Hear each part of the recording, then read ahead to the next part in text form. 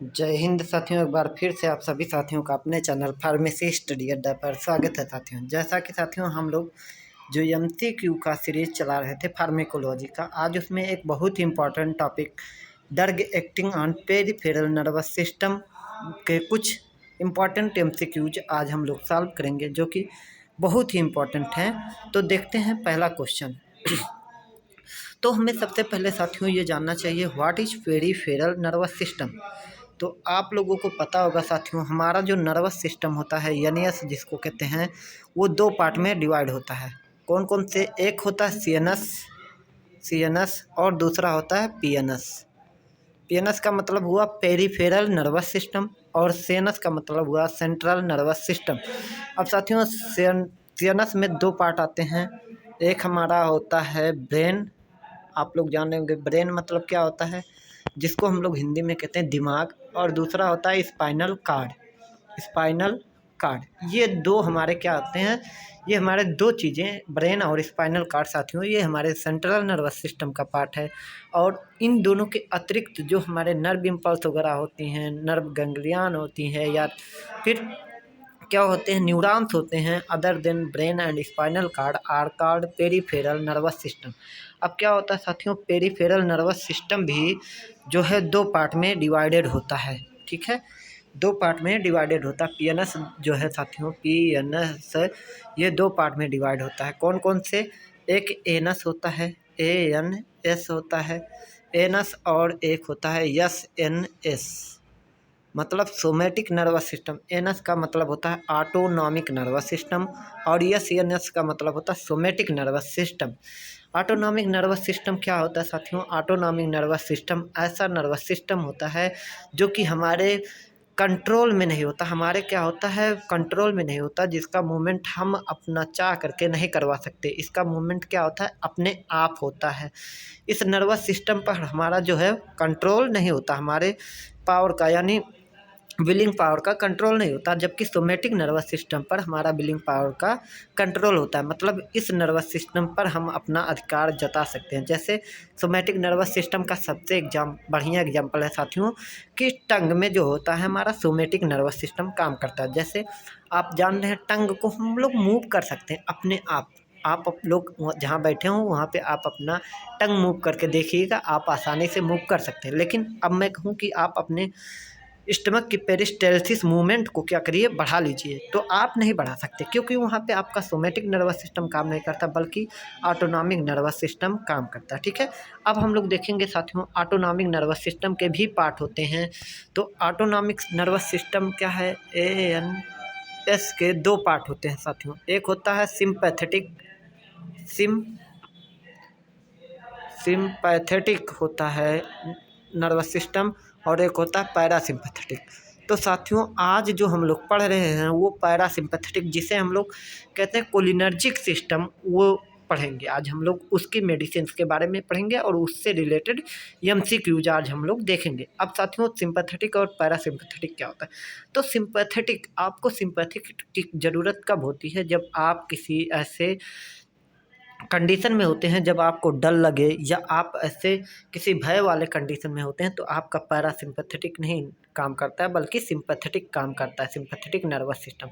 इसको कहते हैं फाइट, फ्लाइट और फ्राइट। आप लोग सुने होंगे एक हार्मोन का नाम एड्रेनलिन, नॉर एड्रेनलिन या एड्रेनलिन, इसे ट्रिपल एफ भी कहते हैं। क्यों?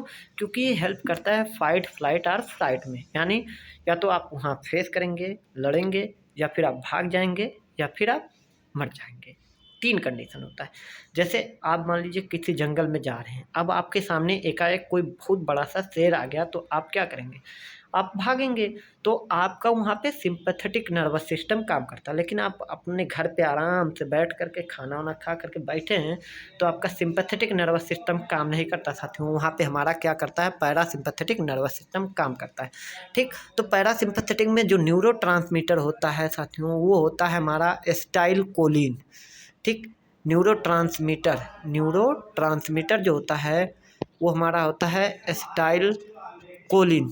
ठीक, एसिटाइलकोलिन होता है। अब एसिटाइलकोलिन है तो इसलिए इस नर्वस सिस्टम को, पैरासिम्पैथेटिक नर्वस सिस्टम को हम लोग कहते हैं कोलिनर्जिक नर्वस सिस्टम। तो आज हम लोग उसी का एमसीक्यूज देखेंगे। पहला है question number first, acetylcholine is not a specific neurotransmitter at. तो हम बता दें साथियों आपको कि जो एसिटिलकोलिन होता है हमारे सिंपैथेटिक और पैरासिम्पैथेटिक दोनों में रिलीज होता है, लेकिन जो हमारा सिंपैथेटिक नर्वस सिस्टम होता है उसमें प्री गैंग्लियनिक पार्ट में हमारा जो एसिटिलकोलिन होता है वो रिलीज होता है। जैसे अब आप लोग कहेंगे प्री गैंग्लियनिक क्या है? मान लीजिए ये एक न्यूरॉन है, ठीक है, ये एक न्यूरॉन है।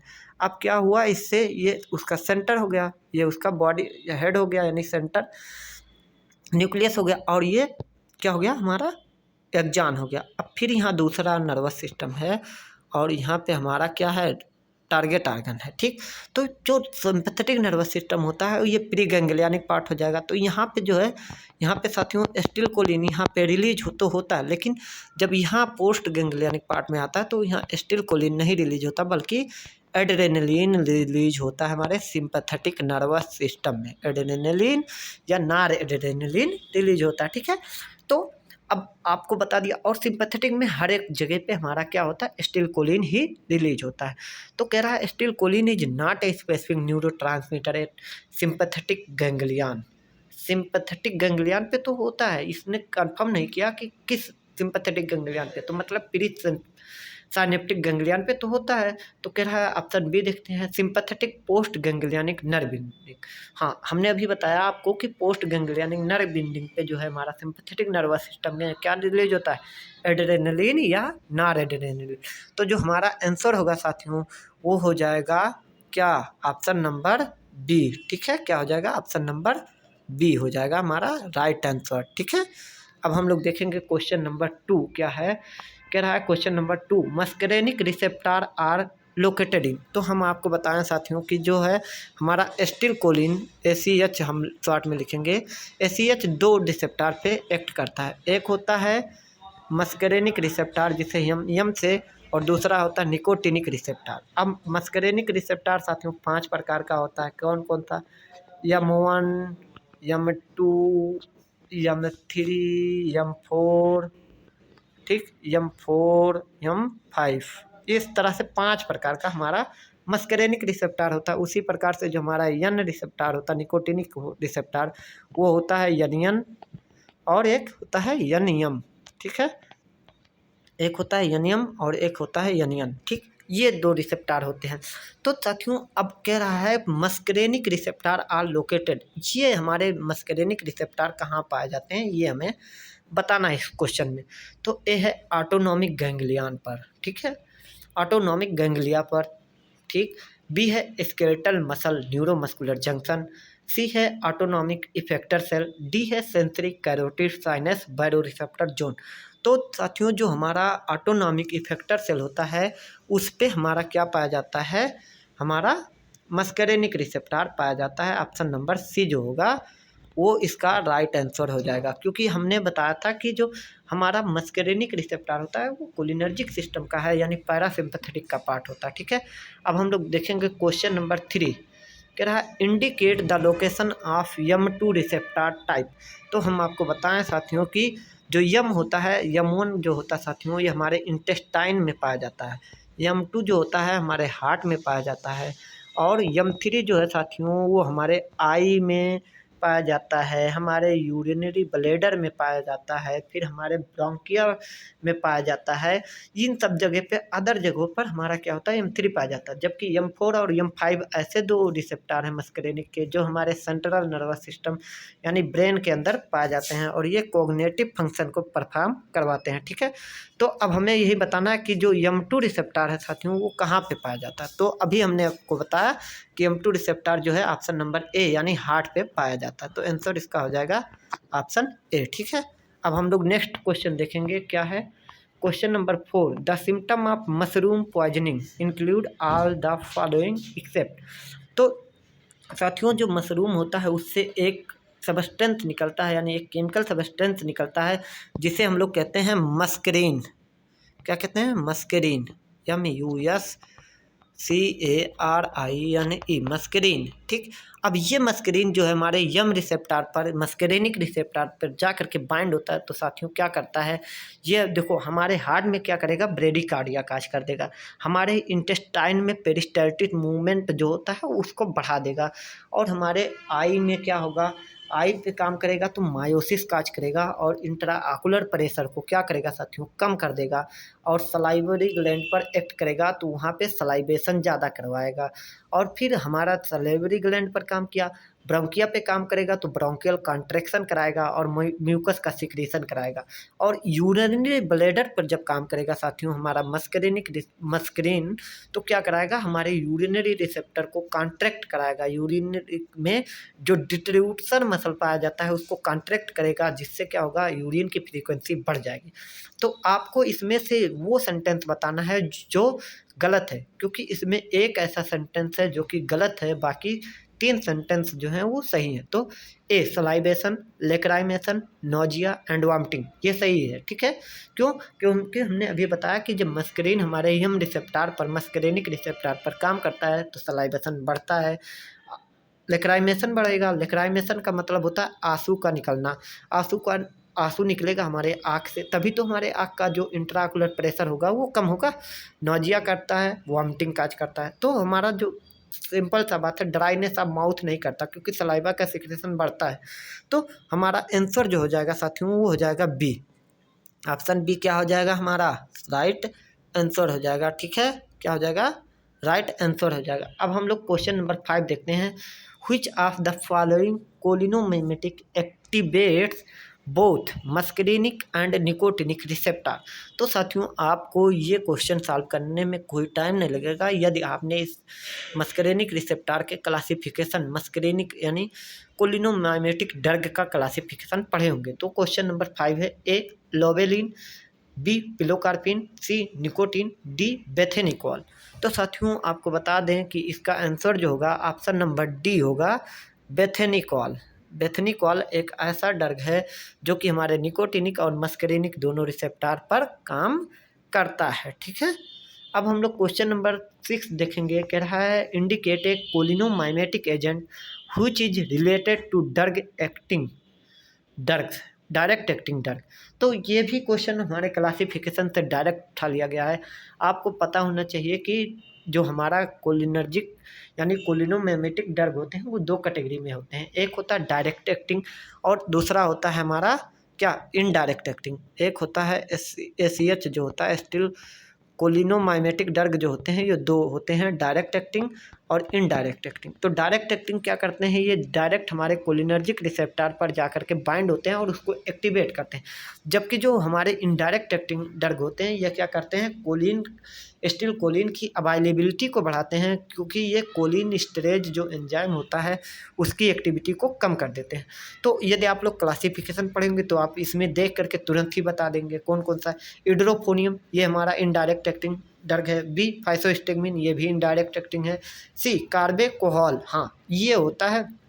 अब हम आपको बता दें कार्बेकोहॉल ये आपको ये जो है डायरेक्ट एक्टिंग के storage category, choline storage category का ड्रग है। आपको अगर कोलिन स्टोरेज याद करना है तो याद कर लीजिए ABCM, ABCM इसका मतलब क्या होगा आप पूछेंगे।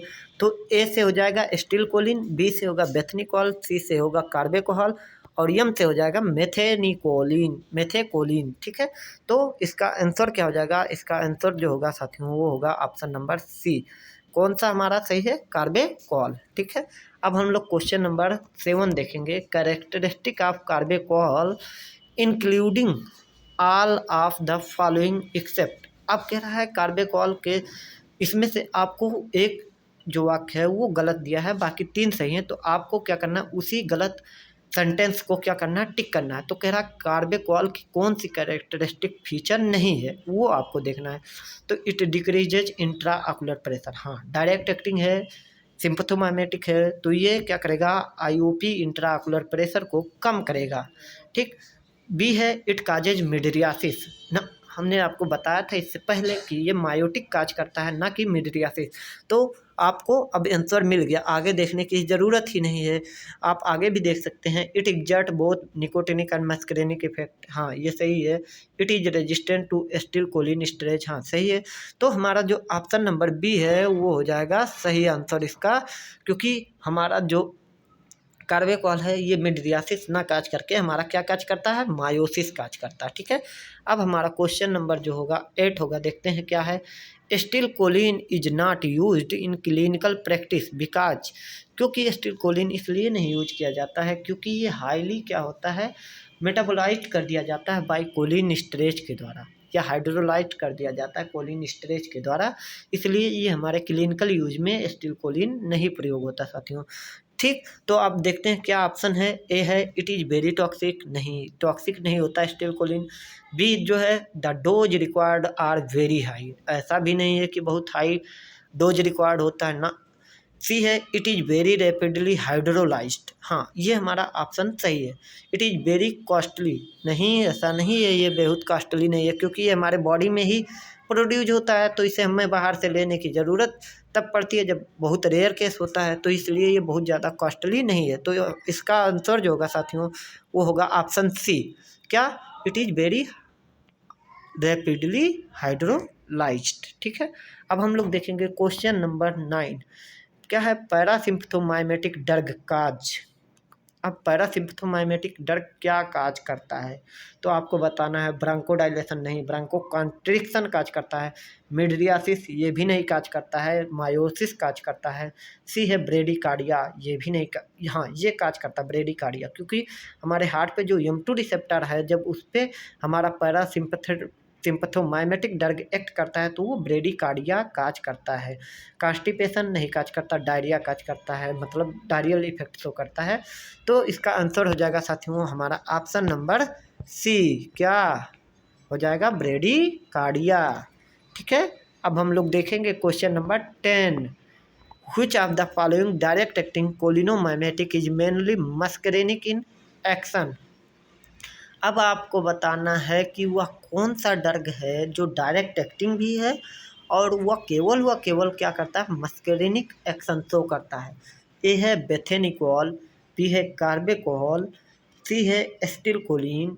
तो आपको बता दें जो कार्बेकोहल है और एस्टिलकोलिन है ये दोनों के दोनों हमारे क्या हैं, मस्करेनिक और निकोटिनिक दोनों रिसेप्टार को एक्टिवेट करते हैं। तो हमारा ऑप्शन ए ही बचता है, तो इसलिए हमारा जो आंसर हो जाएगा साथियों ए हो जाएगा बेथेनिकोल। बेथेनिकोल ये हमारा क्या करता है, केवल मस्करेनिक रिसेप्टार को एक्टिवेट करता है। तो देखिए आंसर ए। ठीक है। अब हम लोग देखेंगे question number 11, which of the following direct acting cholinomimetic है the shortest duration of action. तो इसमें ऑप्शन देखना ही नहीं है, ए ऑप्शन है जो हमारा स्टील कोलिन, आप लोग बहुत बार पढ़ चुके हैं, तो ऑप्शन ए हो जाएगा स्टील कोलिन। ठीक है। तो साथियों इसी के साथ अब हम लोग नेक्स्ट वीडियो में देखेंगे कुछ और इम्पॉर्टेंट MCQs इससे रिलेटेड हमारे पैरासिम्पथोमाइमेटिक एजेंट से। तो जय हिंद साथियों, मिलते हैं नेक्स्ट वीडियो में।